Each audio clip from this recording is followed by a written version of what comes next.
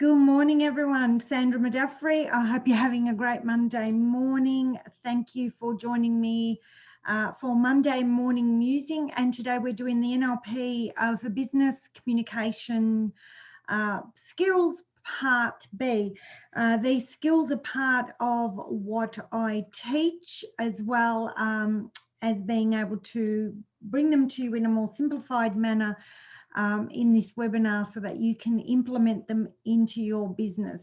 So again, if you are on Facebook, please come over and join us. The link is in the register. Now, as I do every week, I'm going to share my slides and I will have my chat box open. So I'll pop that up now. So please, I can see there's a few people here joining us on this webinar. Please ask any questions that you have as we go through this quick webinar today. So today we're talking about an NLP skill called rapport. And what is rapport all about? Well, rapport is based on the concept that people who like each other or are similar to each other or have similar things in common, they actually like each other, and it helps you build trust. So if someone, and this is all done on a very unconscious level. So if someone, you feel connected to someone or feel that, you have something in common with someone, you tend to be a little bit more open to them. And this is what rapport is all about. Now, when you begin to work with clients, especially in the service industry, but also to a degree, if you've got a bricks and mortar type of shop, you need to build trust and customer service with people, and people will be more likely to buy off you and have less objections in spending their money with you, because when someone spends money with you, it's a risk for them. It's part of that they're giving away money, and there's a risk factor in that are they going to get the value back for what they're spending the money. And building rapport allows that person to trust you a little bit more. Now, it's really important that you understand rapport is not about manipulating people. This is about people feeling comfortable with you. I use rapport quite a bit with my clients, and it's not about ripping them off or anything like that. It is about getting people comfortable enough to tell me what's really going on for them and what problems they are having.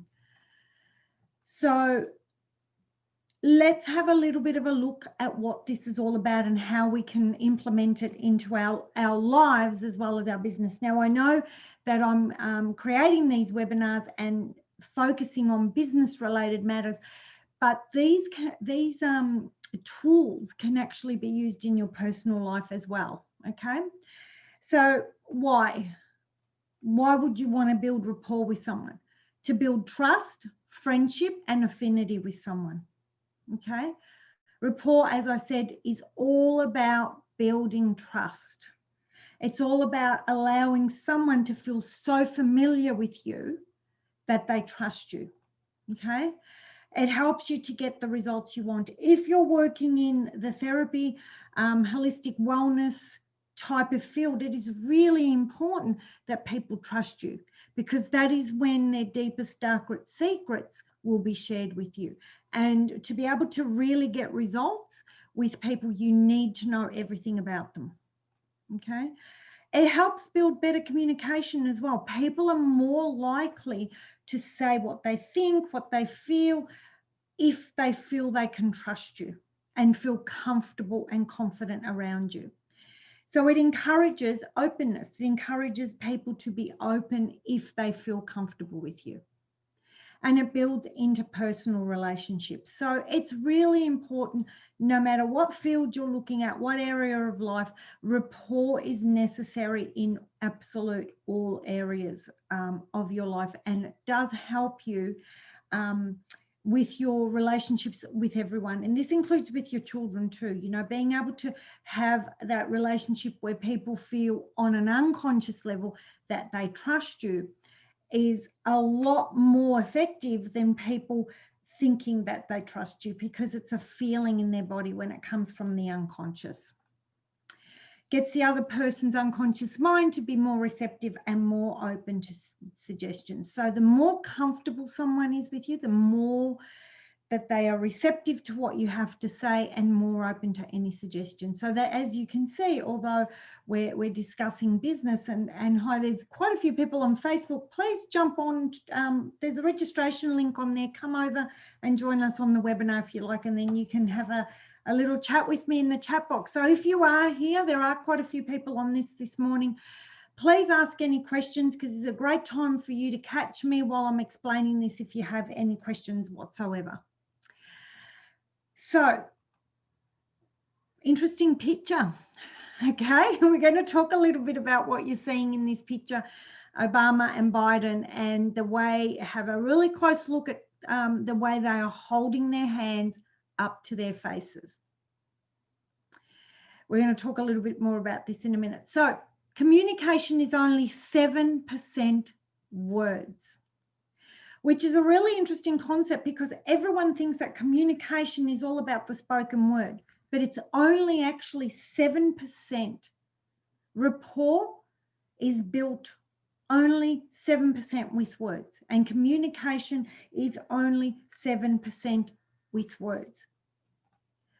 38% of your communication is done through your tonality of your voice. And we're going to go into these or a little bit more as we go through the PowerPoint presentation and the webinar today. And 55% is physiological. So in other words, 55% of your communication is done through your physical body. So how you hold your body, or as you can see in the pictures in the webinar, how you're interacting with someone on a physical level, things like the way you know, your facial expressions, rolling your eyes. You hear people say things like, oh, you rolled your eyes. So it's really important that if you're wanting to build rapport with someone, that you're not only actively listening, because it is important to be actively listening, but it's also important that you are aware of how you're holding your body, the facial expressions that you're making, and that you're being mindful in the moment. Can you imagine if I'm delivering this webinar and looking over there and talking to you guys, and then you're talking to me and I'm looking up and things like that? So how you hold your body, how you present yourself with your body, your facial expressions is so important, and it is 55% of all the communication that you have with someone. So as I said, a picture says 1,000 words. So just remember this picture that you can see now. And this is not about political, whether you like these people or not. It's about, these are really some great pictures coming up on rapport and how it's built. Okay, so what does this all mean? So let's have a look. The first thing that we do to build rapport is called matching. And I've got a lot of photos of Barack Obama in this. And matching means that you actually match the other person. Now, what I want to say here is that when you are building rapport with someone and you're matching and mirroring them, it's really important that this is done in a subtle way, that this is not done in a way that is just so the person can see you and knows that you're copying everything that they do, or you're mimicking everything that you do. Rapport is done very subtly, okay, so that the person doesn't even realize that you're doing it. But matching means that you are doing exactly what the other person is doing, and you are using the same hand. So if you look here, Julia Gillard and Barack Obama both have their right hand up to their head. So that's matching, the same hand. The other thing that we do is called mirroring. And you can see here, I'm not sure who this chap is with Barack Obama in this picture here, but this is called mirroring. And it's like you are doing exactly like what you would see in a mirror. So it's not, you know, left hand, but it's left hand, right hand, so that you are exactly mirroring the other person. Now, what you see in these two pictures is exactly building rapport through physiological movement. Okay, so that if you're standing like someone, or if, you know, like the two, Barack Obama and this other gentleman have that jacket swung over their shoulder, that is creating a sense of familiarity on an unconscious level. So let's have a look at how we can do this. So how do you match and mirror? Okay, so I said 55% of matching and mirroring is physiological. So what are some of the things that you can match and mirror in a person? Their posture. Okay, so the way people are standing, you know, if they stand with their arms crossed, if they lean back a little bit, if they come forward, you know, if they put their hand under their chin. And again, this is to be done subtly. You don't want people to realize that you're doing this. And it's, again, it's not about manipulation. It's about getting the person to feel comfortable with you. And on an unconscious level, if you match some or mirror someone's posture, you know, cross the same legs as the other person, it just brings a sense of familiarity on an unconscious level. So posture and gesture. The other one is facial expressions, especially smiling. If someone smiles at you, you smile back. And you can actually build rapport with someone walking down the street. Because if you walk past someone and you smile, what happens? A person smiles back. If you know, whenever I go for a walk, if someone comes past me the other way, I smile and say hello, and they smile and say hello back because it makes them feel comfortable. Another one is blinking. So if the person blinks, you can blink as well at the same time. And the other one is breathing.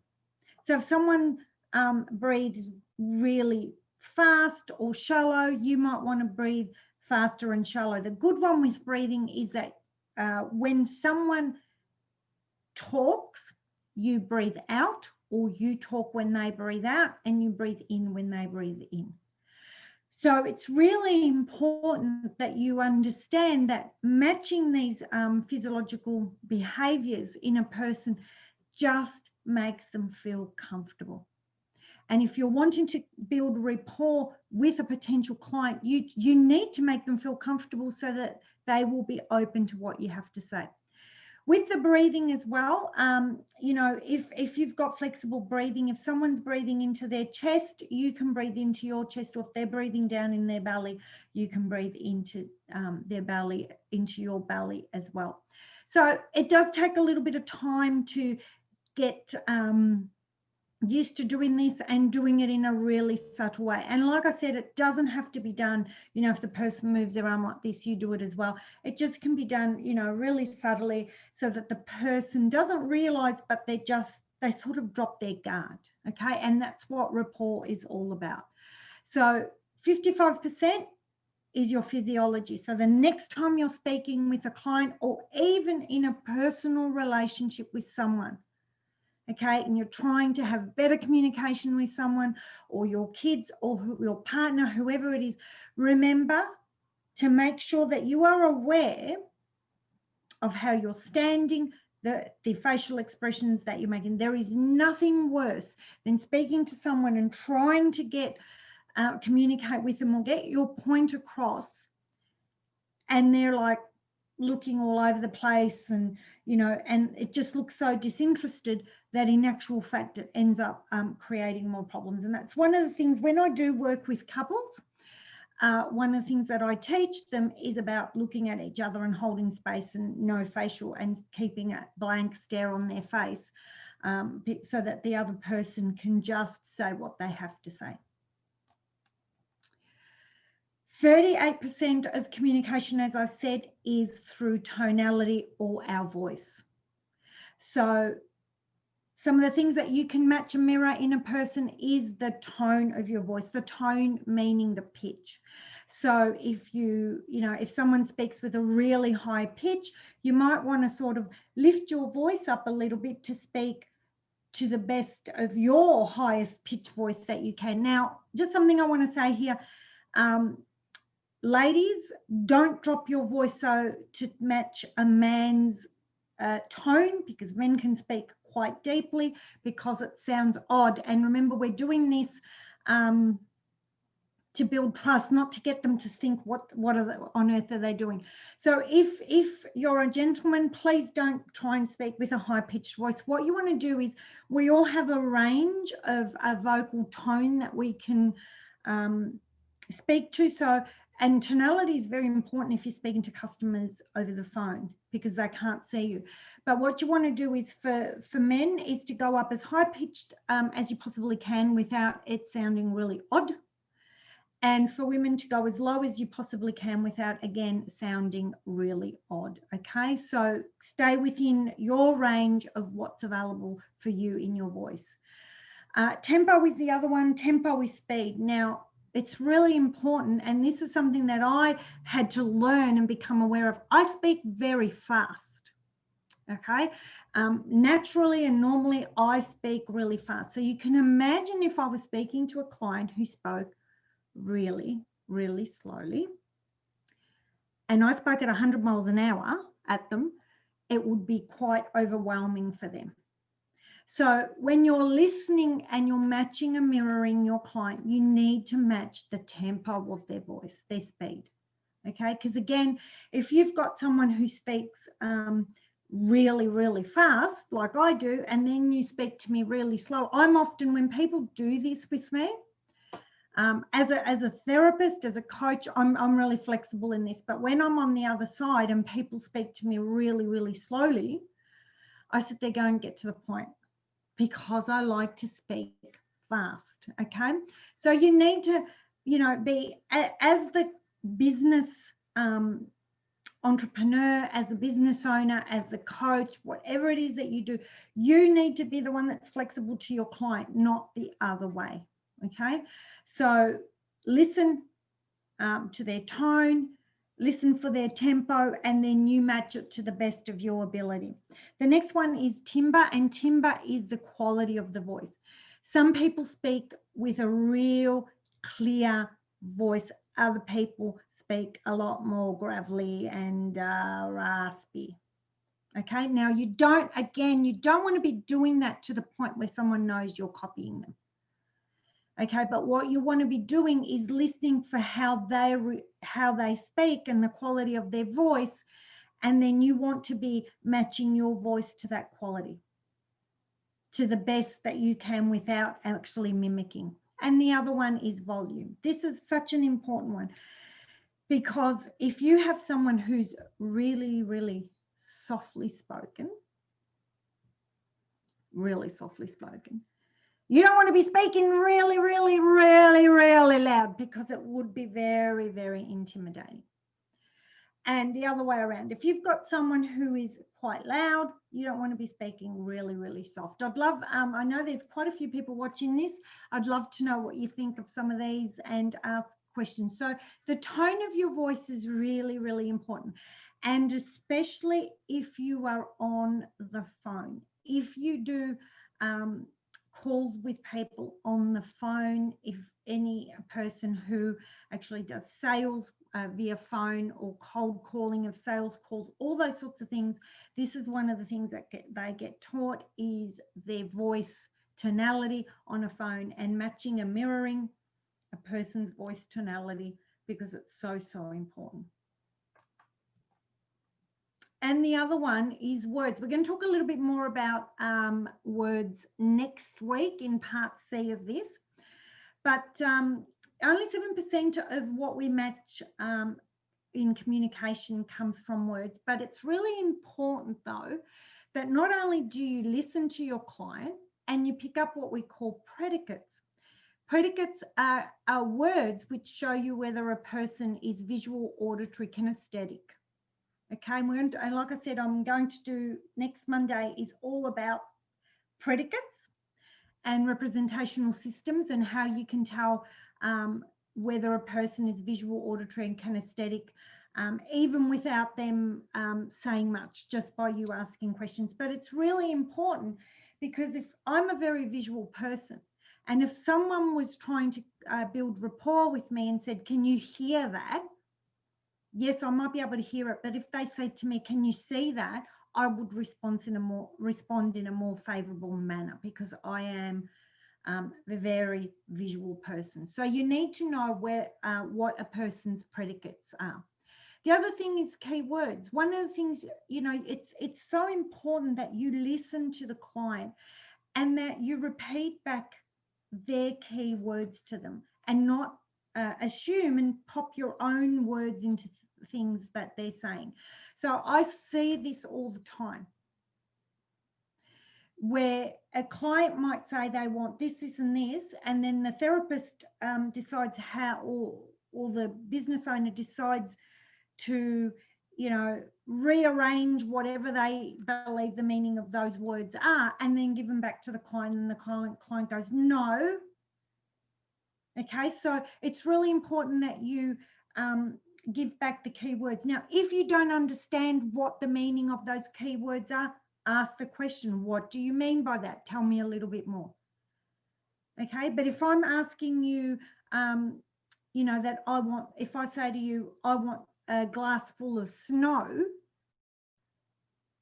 you can't say to me, oh, here's a glass full of ice, because it's not the same thing. Okay, both cold, but not the same thing. So really, really, really that important that you listen to a person's keywords, and that when you communicate back, that you use their words. Remember, you are the entrepreneur, or if you are communicating outside of business, that if you want to get better communication, that you use someone else's keywords, and then, go into, and this is something that I think, or this is what I think that means, or this is my interpretation of those keywords, to make sure you're on the right track. The other thing is common experiences.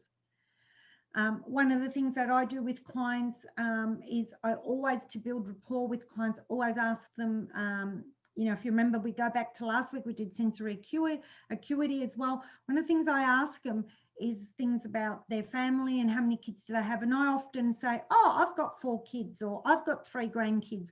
And these are common experiences. Oh, I went to Ayers Rock, or, oh, I've been to Broome. So common experiences. And these can be anything at all.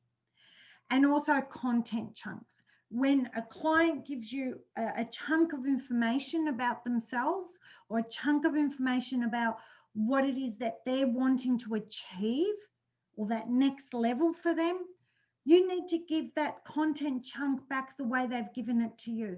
And not, again, very similar to the keywords, not again interpreting what you think the person wants, because you know what? We all hold information completely differently, and you need to understand what it is the client wants, and you need to understand what it is. And even if that's not words or content that you would use, that is the content and the words that the client relates to. So you need to use their content and their words. Okay. So how do you know when you've got rapport with someone? You get this sort of warm feeling. You just know. Okay. That warm, fuzzy feeling that we talk about, which is a little bit woo-woo, but you just know. The client will feel it, and you actually feel it as well. And you think, yeah, this is really good. I've got some good rapport with this person. If you weren't here for last week for sensory acuity, jump on YouTube or send me a message and I'll send you the link to that video. The client can have a color change in their face. Their posture changes as well. They become more comfortable. You can see it. As a hypnotherapist, it is just so important that I build good rapport with my clients, or else they're not going to trust me enough to allow themselves to go into trance. The client can say they have a sense of being familiar. Oh, yeah, you remind me of that person. Or, yeah, that sounds like something I did. Okay, really interesting. Have you ever had someone walk up to you somewhere and say, geez, you look like someone I know? That is called instant rapport. And it can happen from across the room. Maybe you've stood in a certain way, or you've done a gesture in a certain way, and that has reminded on an unconscious level that person of someone else. Okay. And the client begins to allow you to lead the conversation. Okay, if the client begins to allow you to lead the conversation, you are definitely in rapport, and they become very receptive to everything that you have to say.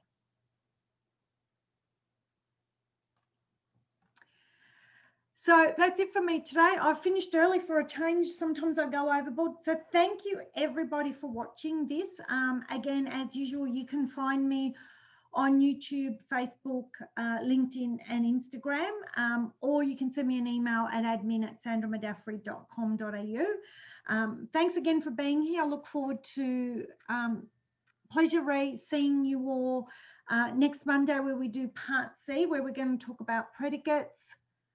Pleasure, kinda not a problem. And this is just a very tip of the iceberg of what gets taught in NLP and how it can be used across all areas of your life. A lot of people think that NLP is only for business or only for therapy, but in actual fact, when you learn the skills, tools, and tips of NLP, you actually will create, will implement those tools and tips in every single area of your life. And often I have people that actually come and sit in the classes that don't necessarily want to be practitioners or coaches, but that they implement these tools to create a more balanced, resourceful life for themselves.